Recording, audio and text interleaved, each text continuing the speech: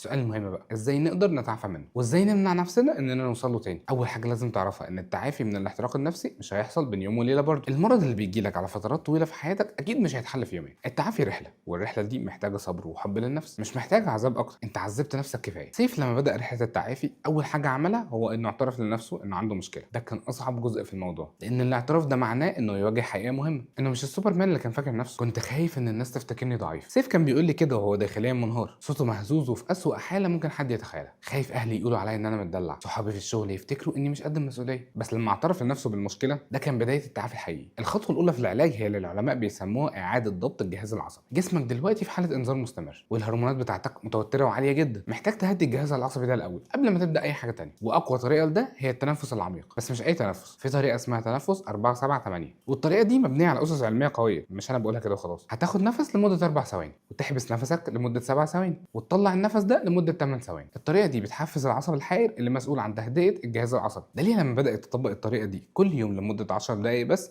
لاحظت فرق كبير قوي في اول اسبوع. قالت لي بعدها ما بقتش حاسه ان قلبي هيقف، ونومي بقى احسن، والصداع اللي كان معايا طول الوقت بدا يخف. وهو ده بالظبط اللي مطلوب كخطوه مبدئيه، لكن ده مجرد الخطوه الاولى. الخطوه الثانيه بقى وهي الاهم، اننا نعيد ترتيب اولوياتنا بطريقه جذريه، ومعظمنا مش عارف ازاي يعمل كده. وارن بافيت واحد من انجح المستثمرين في العالم عنده استراتيجيه بسيطه جدا للاولويات. بيقول الموظفين بتوعه يكتبوا 25 هدف مهم في حياتهم، بعد كده يختاروا اهم 5 اهداف من ال 25 دول. طب وال 20 هدف الباقيين هنعمل فيهم ايه؟ بافيت بيقول لهم دول اعدائك دلوقتي، ممنوع تفكر فيهم حتى لو كانوا مهمين لحد ما تخلص ال5 اهداف الاولى. ادم طبق النصيحه دي كل الحاجات اللي عايز يتعلمها في البرمجه، وكانت لسته طويله جدا: جافا سكريبت وبايثون، رياكت وانجلر ونود وقواعد بيانات. والكلام ده كتير جدا ومرهق جدا، بس لما اختار اهم 3 حاجات بس وساب الباقي قدر يركز بجد وبدا يحس بالتقدم. اول ما بطلت اشتت نفسي في 1000 حاجه بدات احس اني بتقدم فعلا. ده اللي قاله لي ادم، ما بقتش حاسس اني بجري في مكاني. والفيديو الجاي هنتكلم بشكل مفصل عن تحديد الاولويات. بس في مشكله كده كبيره معظمنا بيقع فيها، وهي اننا بنفتكر ان الراحه يعني اننا نبطل شغل خالص. ده مش صحيح. الراحه الحقيقيه هي الراحه النشطه،